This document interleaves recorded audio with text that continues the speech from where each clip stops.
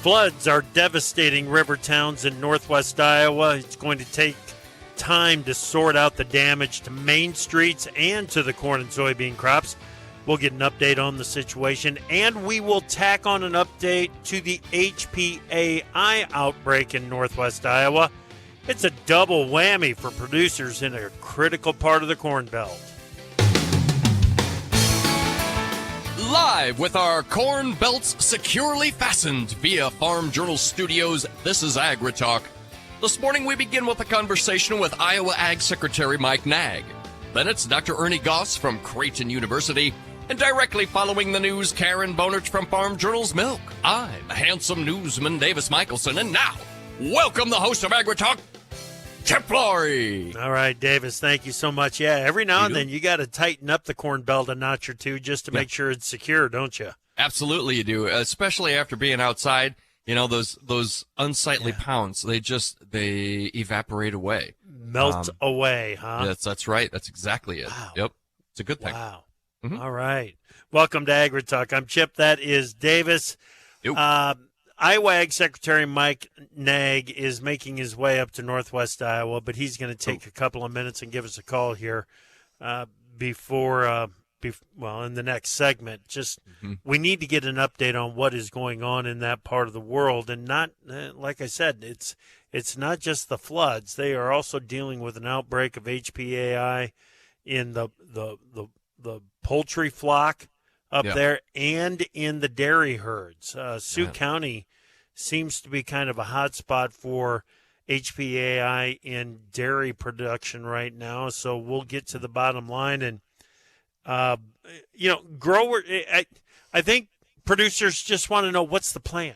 Is there a plan? Can there be a plan to get to the end of this HPAI outbreak? And I'm not sure on any of that, Davis.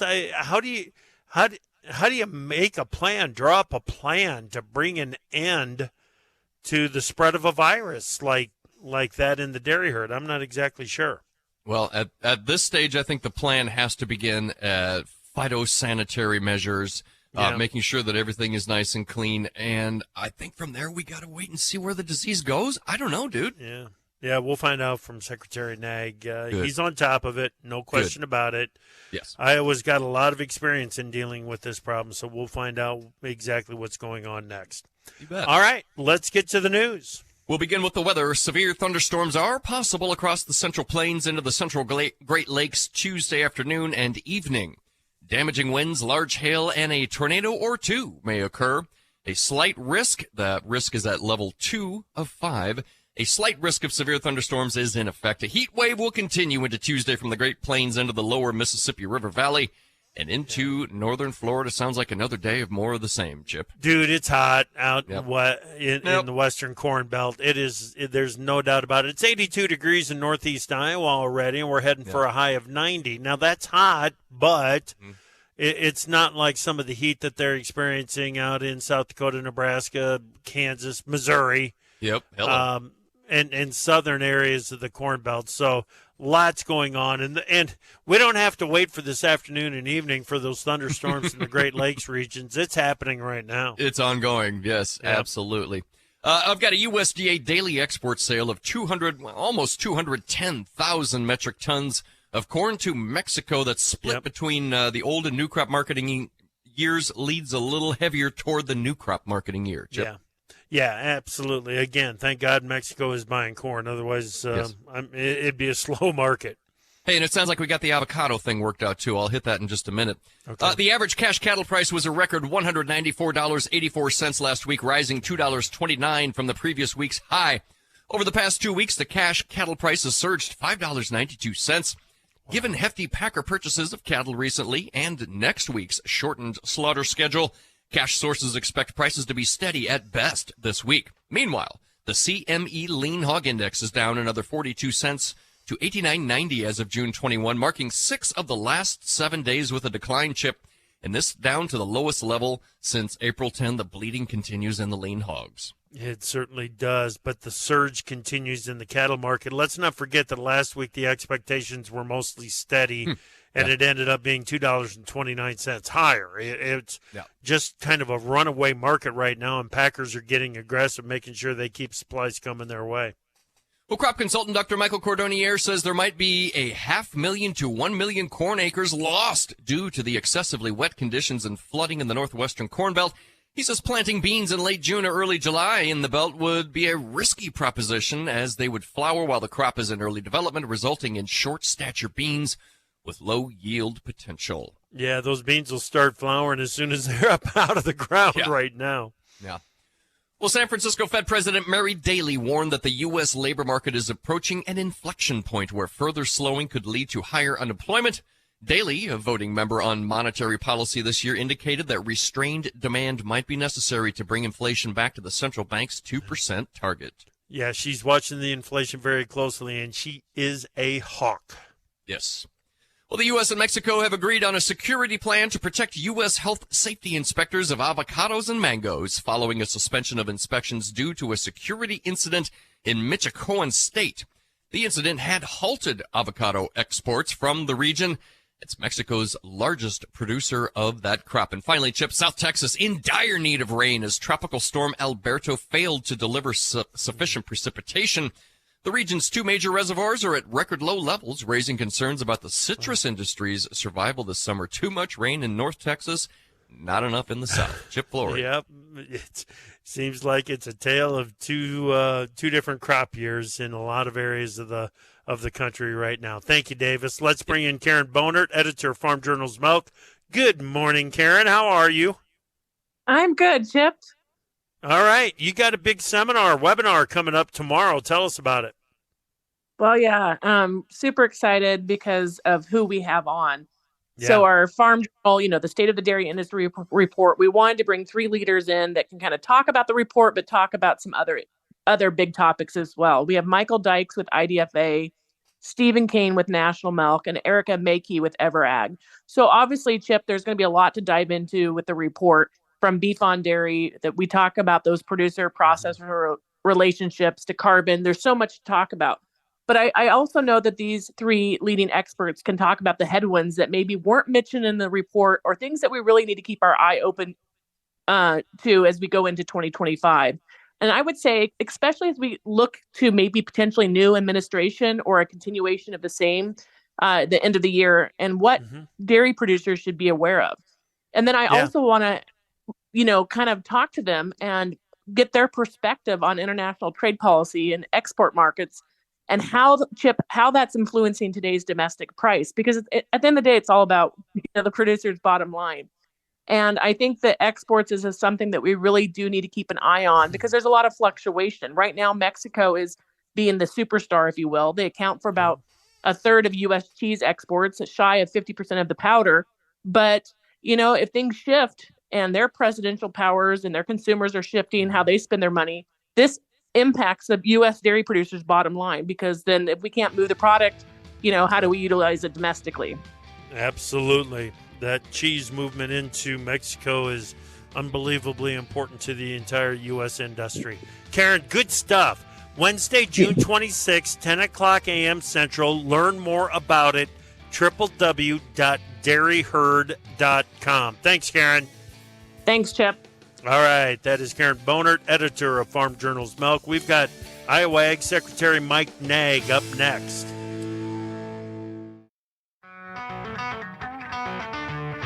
AgriTalk is brought to you by United Animal Health, scientifically better animal nutrition. Learn more at unitedamh.com. Welcome back to AgriTalk. I'm your host, Chip. Davis is here as well. Yes. Davis, Yes. Iowa is making more than its share of unfortunate headlines this week. Floods in northern Iowa, concentration of H5N1 highly path avian influenza up in northwest Iowa. Joining us to talk about it right now, Mike Naig. Mike is the Secretary of Agriculture here in the great state of Iowa. Secretary Naig, thank you so much for joining us and making time this morning. Welcome. Yeah, good to talk, Chip. I wish we were talking about just good things, but hey, Yeah. we know that's not always how it works in ag, is it? That's exactly right. Where are you right now, and where are you headed this morning? What's the schedule look like? Yeah. So we are headed into Northwest Iowa here this morning, and I try to make sure that we leave room, initially for that, response, and there were folks literally being rescued off of rooftops and flown out of their flooded areas, and then after a couple of days, we can come in and start to get a sense of what the enormity of what's happened and the potential, a size of the impact to the ag landscape. So that's what we're doing today. I'm south of Fort Dodge right now, and here's the thing to remember about a flood is that water continues to flow. And so now you're going to continue to see some of these flood warnings and crest that it's above flood levels, downstream as well. So the active flooding situation continues, but we'll end up all the way up in Lyon County and Sioux and Plymouth here today. And then I'm going to work my way back through Dickinson, Emmett, Clay, Spencer area, as we come through there tomorrow. So it's a tough situation. Boy, the pictures are just devastating. Well, and talking to folks who are recovering, it's a tough situation. Yeah, Governor Reynolds took an aerial view of it from helicopter yesterday. Yeah. Any initial reaction from the governor? Yeah, she did. We communicated briefly, and just her comment, unfortunately, was extensive ag damage. And of course, that we won't have a full sense of the crop damage. This was already a wet part of the state. There was already, some challenges around plant and replant, maybe some prevent plant that was going to be happening up in that, the Iowa Lakes area. They've just been inundated with rain throughout the spring. But, we won't know the full impact. How long will that water sit? Of course, that's the big question.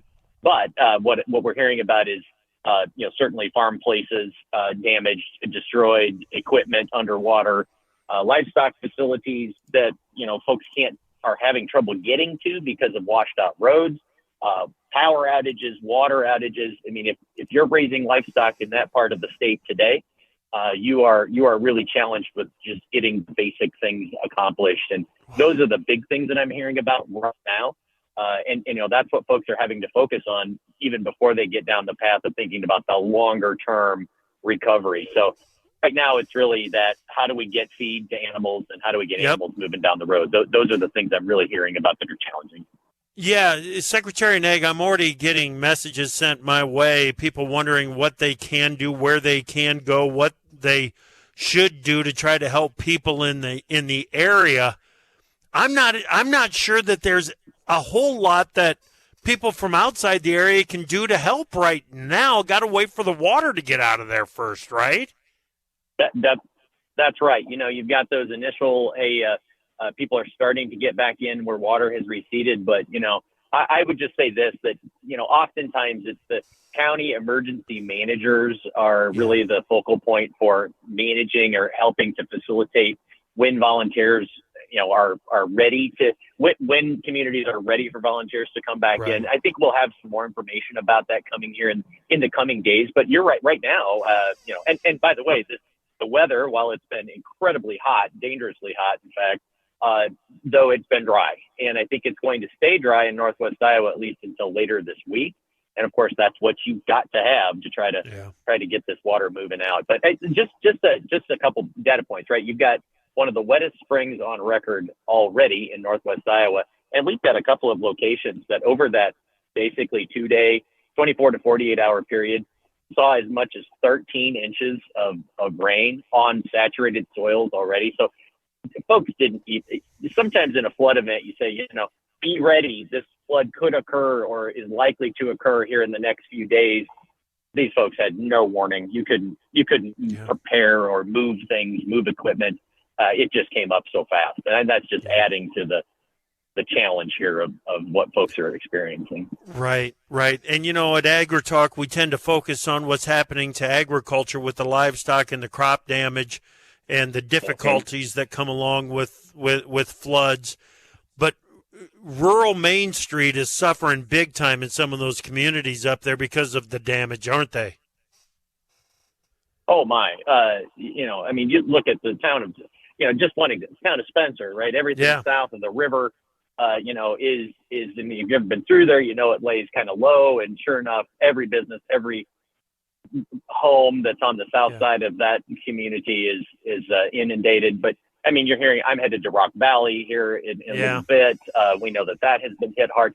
So look, it's these are, and you don't just wait for that water to recede and then dry things out. It is a cleanup situation as well, and that can be very, very challenging and hard to get things back. Certainly can. Okay. Extensive is probably the best way to describe the damage that is happening up in northwest Iowa, both crops, concerns about the livestock, and to the small communities. And then there's the double whammy with the HPAI, Secretary Naig. Mm-hmm. What's the status? What's the latest on the outbreak in northwest Iowa? Yes, and unfortunately, right, we've got a lot of our cases, are the confirmed cases anyway, are up in northwest Iowa, and so I know for a fact that we've got a couple of dairies that are in fact have tested positive here recently and are dealing with flood issues. And so I mean, just think of the added stress that those folks are experiencing right now. But we have been adding some cases. We're up to 11 dairy cases, 3 poultry sites. I want to stress this. Don't be surprised if you continue to hear about some additional cases in the state of Iowa, because here's the point. We're looking for it. Our industry, our farmers are testing. We are testing around these positive poultry sites. Turns out when you look for it, you can find it. And I think I just want to underscore that we talk a lot about where there are confirmed cases and which states are reporting. I think this is a little wider spread than maybe what's just being confirmed. And our mentality here, and I really want to commend our dairy industry, because when we have a positive, then we can bring in a USDA epidemiological strike team to look at the connections. How did it get here? What farms are you connected to? We've been able to bring in USDA Wildlife Services to try to test some of the wildlife that might be moving it between farms. If we're going to experience the pain of being a state that has positive, let's learn as much as we can so that you can craft biosecurity strategies to address those things that are found to be the cause of transmission. Yeah. Okay. In the dairy herd, how severe is this? Because there's some rumors out there that at least one of the herds up in Sioux County is experiencing some significant death loss because of H5N1. Is there any truth to that? Yeah, unfortunately, what we are hearing, and look, I'll give you the very scientific answer of it depends, which of course it always does. But we are definitely hearing about. I think maybe early on, folks had said, "Oh, it's really just a kind of a minimal milk production loss, and then everything gets back to normal." I don't think it's quite that way. We're hearing about. But it does vary from herd to herd. You've got some that are test positive, but they really aren't seeing clinical signs. You've got others that are really in an acute infection and are experiencing significant milk losses. We are hearing about some cattle mortality, and oftentimes, though, it's maybe because of a secondary infection or condition that actually causes that mortality. I've actually asked you, I would like, USDA is preparing to compensate some of these positive dairy herds for milk losses. I am asking that they also provide some compensation for animals that have to be culled or, in fact, where there are mortalities. And so we are not hearing yet where they are on that, but that request continues. We continue to make that request because we are seeing some losses. But that's still a work in progress. And of course, again, we're learning, trying to get research on the ground. How is this behaving in farms? And again, if we're going to have positive cases, we better be learning. But Chip, the other thing I want to continue to stress here is we can't in Iowa treat this just like a dairy disease. It is a dairy and a poultry issue. We've got to think about the larger livestock industry. That's how we're approaching it here. Gotcha. Secretary Mike Naig, Secretary of Agriculture in the state of Iowa, Be safe today, sir, and tomorrow, and prayers travel with you, okay? Thank you. Appreciate that. You bet. Mike Naig, Iowa Secretary of Ag. Ernie Goss is next. Time for Markets Now with the experts from Pro Farmer. Joining us now, Pro Farmer editor Brian Grady. Beej, I saw that deterioration in the crop conditions. I thought, well, maybe that'll help us out a bit. It's not helping out corn or soybeans at all. What's going on? No market response whatsoever. And in all likelihood, the conditions will continue to decline because there's a fair amount of acres that are underwater or, either washed out or underwater. And so, in all likelihood, like I said, they'll continue to decline, but just no price response from the market at all. We got soybeans with double-digit losses leading the way to the downside, but corn 6 to 7 cents lower here at mid-morning. SRW wheat 7 to 8 cents lower. The other wheat markets aren't quite that much weaker, but really it's just pretty broad-based here. The dollar's stronger, so that's not helping. Crude oil's actually now trading a little bit to the upside. It was a negative earlier on, but just no buyer interest. Yeah, we keep track of what's going day to day in the grain markets, and I'm not too sure if a lot of it is making sense to us right now, or if we should just be looking at money flow and position management a whole lot right now, right? Absolutely, and the funds just aren't scared of the short side of these markets at all. Yep, that's right. Okay, over to the livestock trade. What's going on? A little bit firmer tone in most of the live cattle contracts. We had the big up day yesterday and the strong closes there. So a mild follow through buying in most of the contracts, like I said, the exception being August live cattle. Feeders also trading to the upside with help from the weakness in the corn market. And then corrective gains in hogs. We haven't been able to say that very often. Yeah, very good. Thank you, Brian. Pro Farmer editor Brian Grady. Opinions expressed on AgriTalk do not necessarily reflect the views of Farm Journal Broadcasting, affiliate stations, or sponsors. The chickens have come home to roost. Find out whose fence they're perched on today on AgriTalk.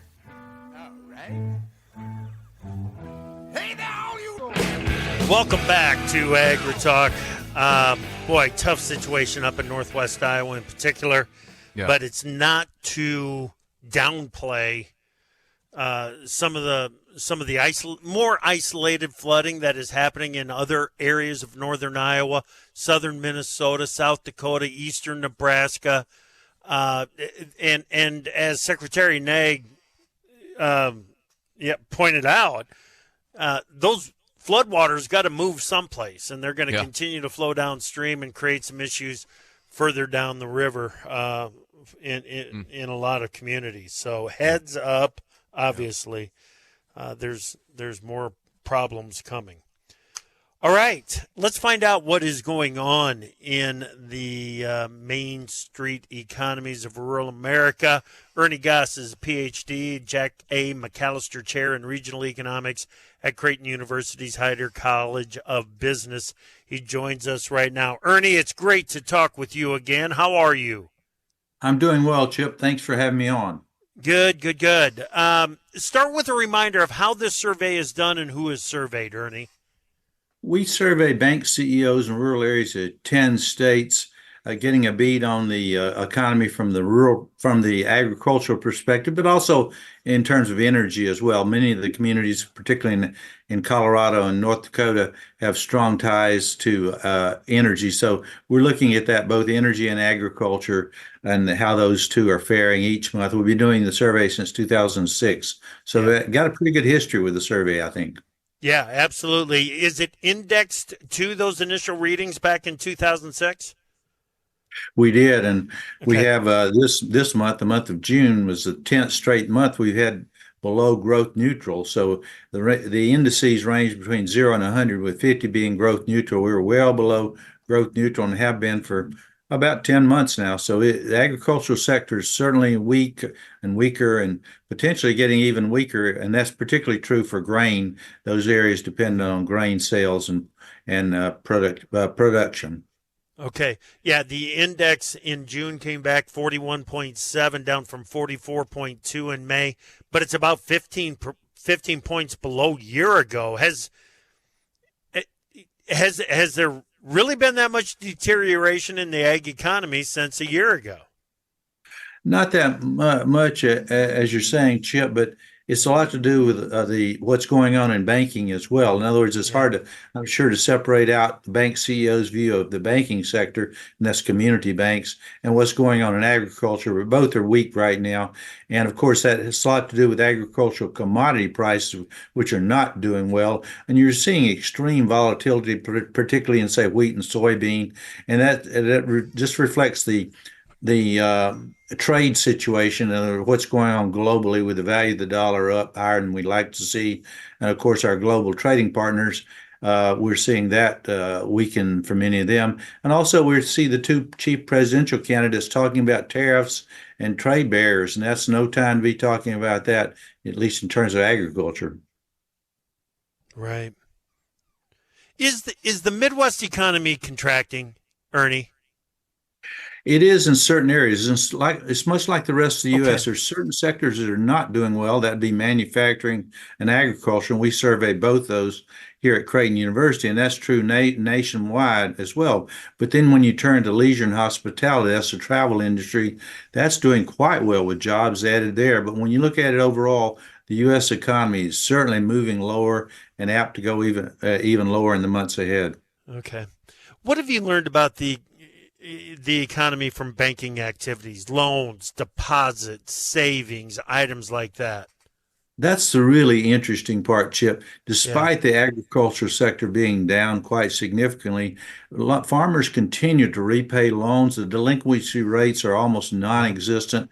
Now, the bankers are tightening credit, but nonetheless, the farmers are meeting that demand. They're meeting the needs of to repay their loans, and that's true for operating loans. That's true for farm land loans. And by the way, farm land prices declined for the second month in a row after 53 months of expanding. So we got some negative signals there. But again, long term, you have to bet on agriculture, and I will see that bounce back. But Yeah.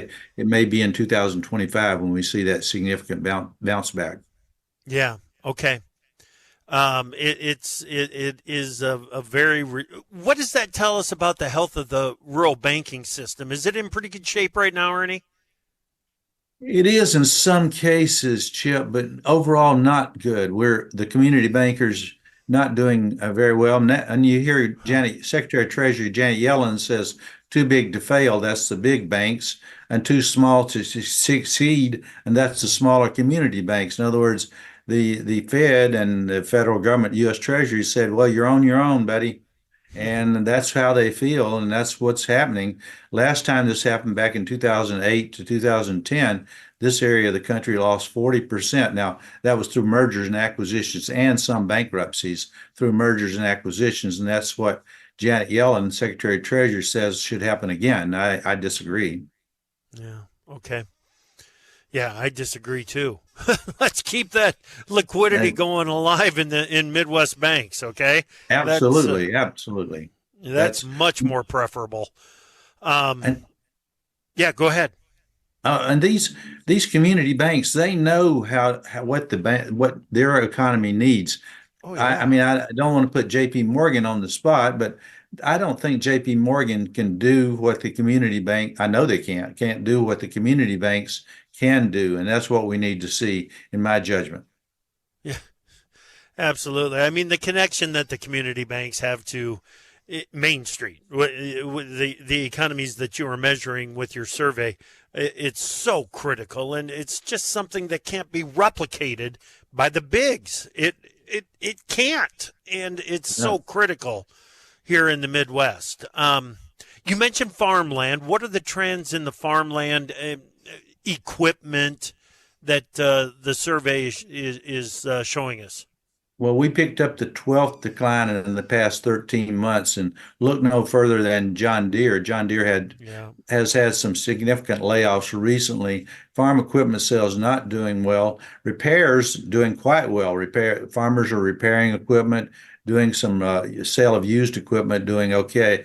okay, it's the new equipment. We've got some real issues. And the higher interest rates certainly don't help, Chip. Of course, we've got doubling of interest rates over the last couple of years, and that's having an impact on the purchases. Right. Okay. A piece of data in the table just jumps right out, and that is the home sales. Holy smokes, it was 46 in May and 62.5 in June. What happened there? Boy, I was afraid you would ask that, Chip. I have to say, of all the numbers, it jumped out, and I checked it twice and checked it another time just for good measure. I can't explain it. It's just, I maybe some supplies came online. In other words, that's across the region, but it's hard to see that happening. I just, for the life of me, can't. I don't know what happened. I don't. Well, you know that we keep hearing that from a lot of Iowa, that there would be new sales if the houses existed. Well, you're right. Maybe some houses came into the market. I don't know, but it was just a huge. You talk about jumping off the page. There it is, right? Absolutely. And, a lot of individuals are out there holding on to their failing. They don't want to move because they got these low interest rate loans, Right. and that's true in rural areas as well. And now here I'm in Omaha, and we're looking for floods down the Missouri and on the other side of Iowa and Mississippi, floods there as well. Now that'll take some homes off the market, take some homes out that you might see some sales coming up there as well. Right. Not a good thing for doing it, though. Right. Not a good reason Exactly. for the expansion. Exactly. Let's talk about businesses in rural America, the rural Midwest. Are businesses still looking to hire? They are. Yeah, they are, Chip, and it's an odd thing. You've still got a shortage of qualified workers to fill these open positions.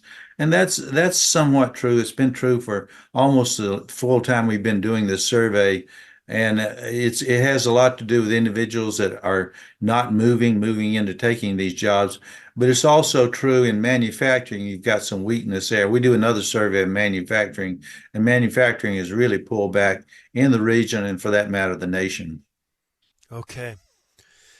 What's the outlook, Ernie? What does all of this data tell us about the future of the economy in the Midwest?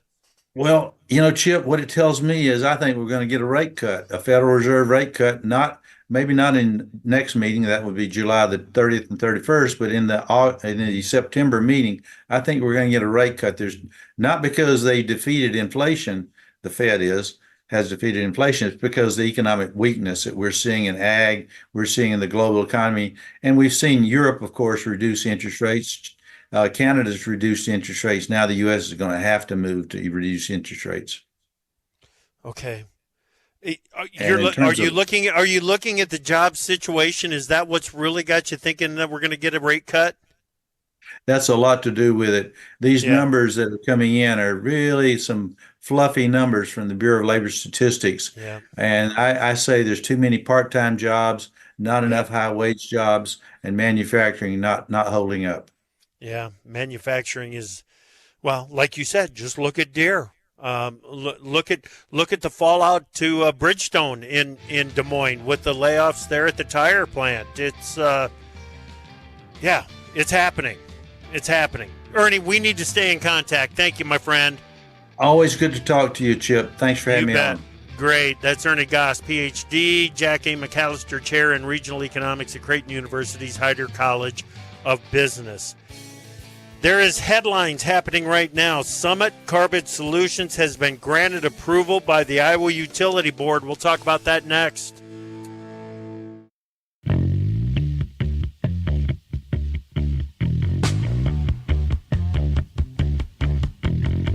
We've cleared the schedule for you. Give us a call at 855-482-5524 and join the conversation. And welcome back to AgriTalk, everybody. Your pal Davis Michelson here with Chip Flory. Yeah. Chip, at the end of the last segment, I have to confess, you said something that just slipped right by me. I don't even want to talk about it. Except, Okay. So bring us in with this Iowa Utilities Board. Beep, beep, beep, beep, beep, beep. Breaking news right now. Right. The Iowa Utilities Board announced the approval of Summit Carbon Solutions base pipeline project. This approval represents a significant milestone, according to SummitCarbonSolutions.com, a significant milestone for Summit Carbon Solutions and the agriculture and energy industries across the Midwest. So this is, I don't know if it's completely unexpected news, but this is a battle that has been going on in Iowa for a long time. Yes, it has. Trying to figure out exactly if Summit was going to get the permits for the pipeline, for the CO2 pipeline, to make its way across Iowa. And the Iowa Utilities Board has given approval of the permit on that. Next up is South Dakota. That application process, I believe, is it's either underway or it's going to be starting very, very soon. But the application progress for South Dakota, because you got to travel through South Dakota as well to make your way to North Dakota, where the governor is a big supporter of the project, to permanently, quote unquote, permanently sequester the carbon, the CO2, underground. And if that happens, and this pipeline happens, depending on how the corn is produced that goes into some of these ethanol facilities, it could have a negative carbon intensity score. Aha. All right. We're getting somewhere. Okay. Yeah, and now all of a sudden, well, even if you just move the CO2 away from existing ethanol production facilities, it's a very low carbon score once you've done that, and that clears the way for ethanol to jet. It's a potentially huge, monumental happening for the ethanol industry. And I know that there are some out there that think that I shouldn't say just think. There are others out there that represent alternatives to the pipelines, and they're legitimate alternatives. Okay. I get that. I completely understand it and agree. But the pipeline is also an alternative to making millions and millions and billions of gallons of Iowa, South Dakota, Nebraska, Minnesota produced ethanol eligible for the sustainable aviation fuel market.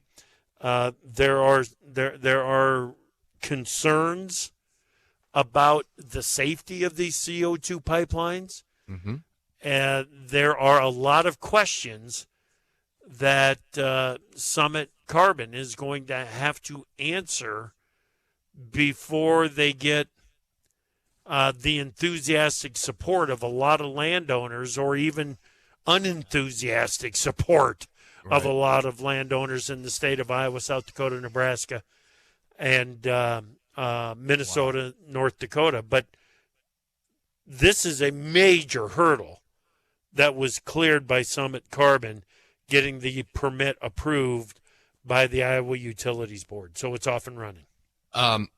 My sense would be probably South Dakota would lean toward on board. Isn't that you mentioned that's maybe the next step? Let's in our crystal ball here. It depends on which meeting you're at and which area you are at. It's going to be a similar battle in South Dakota to get the permits. It's not a cakewalk by any stretch. And here's the deal. I mean, I haven't even mentioned it, but here's the deal. It comes down to an eminent domain question. Yeah. Because there are some landowners that, for their very legitimate reasons, want nothing to do with the with the pipelines, and their land is on the most efficient path for the pipeline. Yep. So the question now becomes, how is eminent domain used in this in the construction of the pipelines? I hope it's not used anywhere. It's much more preferable that the compensation is agreeable to all landowners on this effort, and if the pipeline does move forward, which this is a strong indication that it's going to, but if the pipeline does move forward, I hope it is done with landowner agreement each and every step of the way. Yeah, absolutely. Just real quickly, not a lot of time left, but we did have a great conversation there. I want to hone in on that conversation with Dr. Ernie Goss from Creighton. His survey kind of casts a bit of a dire light on current conditions in the ag sector right now. I don't know. It doesn't feel as bad as all of that to me, but man, he definitely had his reasons. Take 20% out of net farm income and see what that does to any rural-based economy. Oof. I mean, that's what we're talking about. And this, and I don't know that 20% number, if that's accurate or if that's where, but net farm income is going to be down in 2024 compared to 2023. And because of that, Ernie sees the impact in I shouldn't say Ernie. Yeah, no. Bankers. The respondents. Bankers in the survey are seeing the impacts out there. So we'll see how that develops going forward. Yeah. All right. Thank you so much for listening this morning. We're going to have a farmer forum tomorrow morning. We're going to talk to areas that have had too much water, areas that are looking for some rains to bring some relief to some dry conditions. That's tomorrow. And this afternoon, I've got to be out of the office, but Michelle and Davis will keep it going.